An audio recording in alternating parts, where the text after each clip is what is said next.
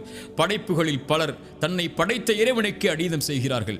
இணை வைப்புதான், படைத்த இறைவனோடு ஒருவர் இணையாக்கி வணங்குதல் தான் இந்த உலகத்தில் இருக்கக்கூடிய அநீதத்தில் மிகப்பெரிய அநீதி. இன்ன ஷிர்க லதுல்முன் அதீம். இணை வைப்புதான் மகத்தான அநீதி. இறைத்தூதர் ஸல்லல்லாஹு அலைஹி வஸல்லம் முஆத் இப்னு ஜபலை அழைத்து கேட்டார்கள், முஆதே, படைப்புகள் படைத்தவனுக்கு செய்ய வேண்டிய கடமை என்ன தெரியுமா? படைப்புகள் படைத்தவனுக்கு செய்ய வேண்டிய கடமை முஆது, அவனை வணங்குதல், அவனுக்கு ஒருவரையும் இணையாக்காமல் இருத்தல். முஆது, படைப்புகள் இதை செய்தால் படைத்தவன் அந்த படைப்புகளுக்கு செய்ய வேண்டிய கடமை நீதி என்ன தெரியுமா? இறைவனை வணங்கி அவனை இணையாக்காமல் இருந்தால் அவனை ஒருபோதும் இறைவன் தண்டிக்க கூடாது, வேதனை செய்யக்கூடாது. முஆது, அதுதான் இறைவன் அவர்களுக்கு காட்டக்கூடிய நீதி என்று இறைத்தூதர் ஸல்லல்லாஹு அலைஹி வஸல்லம் சொன்னார்கள். இந்த நீதிக்கு மாற்றமாக படைத்தவன் ஒருவன் இருக்க, உணவளிப்பவன் ஒருவன் இருக்க, அவனை படைத்து பரிபாலிப்பவன் ஒருவன் இருக்க, படைப்புகள் இன்னொருவரை இறைவன் என்று அழைப்பதுதான் அநீதத்தில் மிகப்பெரிய அநீதி என்பது இறைத்தூதருடைய வார்த்தையாகும்.